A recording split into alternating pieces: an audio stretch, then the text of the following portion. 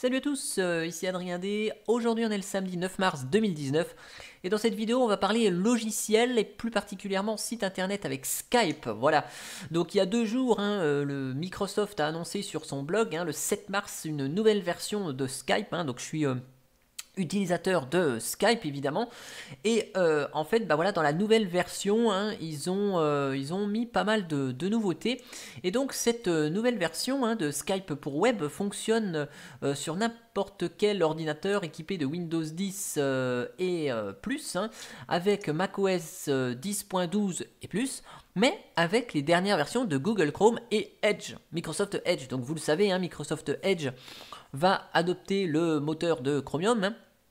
Et le truc, c'est que donc dans cette nouvelle version de Skype Web, voilà, il y a plein de trucs nouveaux, comme les appels vidéo en haute définition, la possibilité d'enregistrer les appels téléphoniques. Voilà, donc il y a plein de petites nouveautés. Sauf que le truc, c'est que c'est dispo que pour Google Chrome et Microsoft Edge. Donc un petit coup dans le dos du logiciel libre. Donc c'est-à-dire que j'ai ressorti mon Firefox pour l'occasion.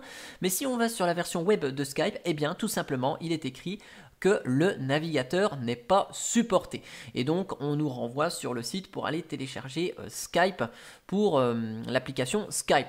Alors, bon, ça veut dire quoi tout ça? Ça veut dire que si vous bidouillez pas votre Firefox à changer le User Agent, astuce à tester, d'ailleurs j'ai pas envie de la tester, mais si vous voulez tester cette astuce et que vous utilisez Skype Web, mettez-moi ça dans les commentaires. Mais je suppose qu'en changeant le User Agent ça fonctionne, puisque Microsoft Teams, qui est un logiciel Microsoft aussi, qui ne fonctionne pas sur Vivaldi, en bidouillant le User Agent dans Vivaldi on arrive à ouvrir le logiciel. Donc ça, il n'y a pas de souci. Donc j'imagine qu'avec Firefox c'est la même, vous changez votre User Agent, vous faites passer pour Chrome, et à mon avis ça doit marcher. Mais par défaut, Skype Web et Firefox, niet. Donc j'imagine que Skype Web et d'autres navigateurs internet, ça ne fonctionne pas. Sachez toujours que Skype Web plus ici Vivaldi, donc ça fonctionne très bien. Voilà, ça marche très bien. Voilà. Alors moi, c'est vrai que je suis un friand d'utiliser les applis web dans la plupart des cas. C'est-à-dire que quand je me connecte à Discord, par exemple Discord, alors c'est très très rare, mais quand je me connecte à Discord, c'est avec le client web, j'ai plus l'application d'installer dessus. Telegram ici, Telegram, je l'ai en application, c'est plus simple de l'avoir ici parce que j'ai le petit logo, mais quand j'ouvre Telegram ponctuellement au boulot, c'est dans la version web.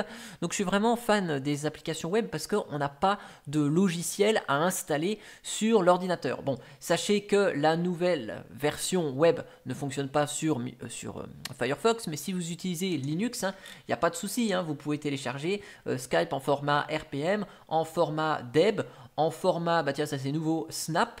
Bon, d'accord, voilà. Si vous êtes sur d'autres distributions Linux un petit peu plus exotiques, comme Calculate Linux par exemple, vous avez Skype for Linux qui est disponible. Donc ça va juste récupérer le fichier Deb ou le fichier RPM, le décompresser aux bons endroits, et ça fonctionne parfaitement bien. Ça, il n'y a pas de souci. Cependant, Microsoft part un peu dans une bagarre assez monstrueuse contre le logiciel libre, c'est-à-dire que là on voit que ici c'est Google Chrome ou Microsoft Edge. Bon, après Chromium bien sûr ça doit fonctionner, j'imagine, mais bon, encore un petit coup dans la figure de Firefox. Bon, ma foi, écoutez, je sais pas ce que vous en pensez, vous. C'est une vidéo assez atypique que j'ai pas l'habitude de faire. D'habitude, je vous présente des logiciels, je vous présente des petites astuces, des choses sur Linux. Là, j'avais envie de parler de nouveautés par rapport à Skype et par rapport à quelques soucis qu'on pourrait rencontrer si on utilise Firefox, qui est un logiciel libre.